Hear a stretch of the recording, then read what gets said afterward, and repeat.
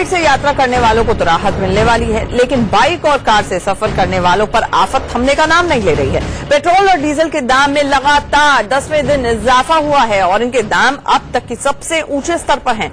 आज दिल्ली में पेट्रोल 76.87 रुपए और डीजल 68.08 रुपए प्रति लीटर के हिसाब से बिका। आपको टीवी स्क्रीन पर आंध्र प्रदेश के कृष्णा जिले की एक तस्वीर भी दिखा रहे हैं। पेट्रोल के बढ़ते दाम से भड़के टीडीपी के एक कार्यकर्ता ने पेट्रोल छिड़ककर अपने स्कूटर में ही आग लगा दी, तो उधर विपक्षी दलों ने पेट्रोल डीजल के बढ़ते दाम को लेकर सरकार के खिलाफ मोर्चा खोल दिया है। कांग्रेस, समाजवादी पार्टी समेत कई दलों ने अलग अलग जगहों पर प्रदर्शन किया और सरकार से एक ही सवाल पूछा कि जब क्रूड ऑयल के दाम साल 2014 से भी कम हैं, तो फिर पेट्रोल डीजल के दाम 2014 के मुकाबले ज्यादा क्यों हैं? लेकिन इस पर जवाब देने की जगह पेट्रोलियम मंत्री धर्मेंद्र प्रधान चुप्पी साधे रहे।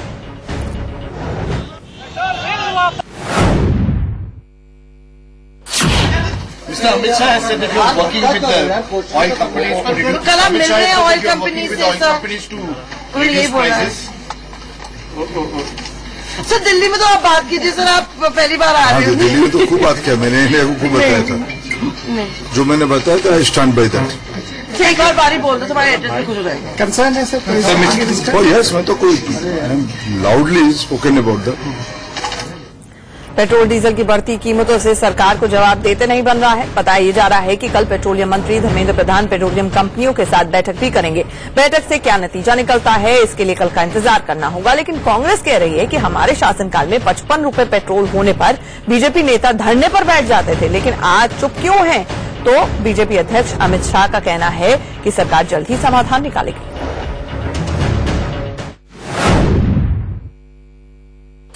कितना चिल्लाते थे ये, आज तो ये सब बातें रिकॉर्ड में है। मोदी जी हों, शिवराज सिंह जी हों, भाजपा के सब नेता धरने पर बैठते थे, चिल्लाते थे, साइकिल में जाते थे कि जब 55 रुपए थे और जब क्रूड का भाव $124 था।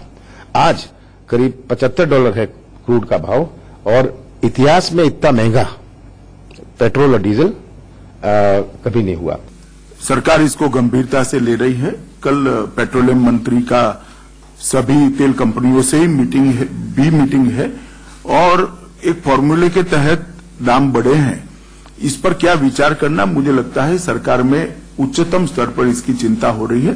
2-3 दिन में, 4 दिन में इस पर कोई न कोई फॉर्मूला या तो कोई समाधान ढूंढने के लिए हमारे सरकार में जो बैठे हैं वो कार्यकर्ता निश्चित प्रयास करेंगे। तो कोई कांग्रेस से पूछे कि वो विपक्ष की भूमिका क्यों नहीं निभा रही है, वो सड़क पर धरने पर क्यों नहीं बैठ रही है जबकि सियासत कर रही है। सवाल ये भी उठ रहा है कि सरकार के पास पेट्रोल और डीजल की कीमतें कम करने का कोई उपाय है भी या नहीं।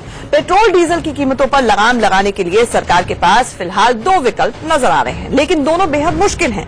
पहला विकल्प है कि केंद्र और राज्य सरकारें एक्साइज ड्यूटी और वैट को घटाएं। दूसरा विकल्प तो ये है कि पेट्रोल डीजल को भी जीएसटी के दायरे में लाया जाए।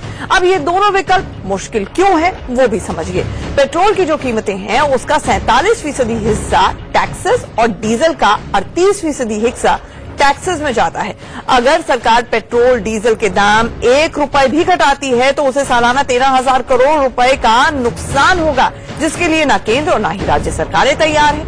पेट्रोल डीजल को जीएसटी के दायरे में लाने का विकल्प भी संभव नहीं नजर आ रहा, क्योंकि इससे 2 लाख करोड़ के राजस्व का नुकसान होगा।